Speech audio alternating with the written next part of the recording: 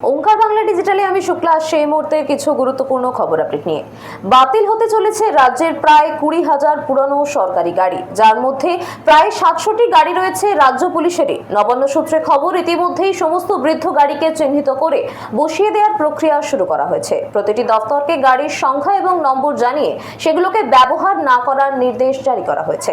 তালিকায় রয়েছে ছোট 4 চাকা থেকে সেডান সব ধরনের গাড়ি। আগামীকাল রাজ্যে হতে চলেছে এসএসসি পরীক্ষা। মোট পরীক্ষার্থীর সংখ্যা 5,65,000-এরও বেশি। এর মধ্যে প্রায় 3,20,000 পরীক্ষার্থী 14ই সেপ্টেম্বর পরীক্ষা দেবে। পরীক্ষা হবে মোট 636টি কেন্দ্রে। এছাড়া কন্ট্রোল রুমের নাম্বার সকলের সুবিধার্থে দেয়া থাকবে ওয়েবসাইটে।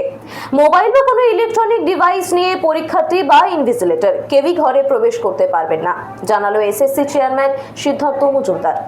এরকম সব গুরুত্বপূর্ণ খবর আপডেট পেতে অবশ্যই চোখ রাখবেন ওঙ্কার বাংলা ডিজিটালের পর্দায়।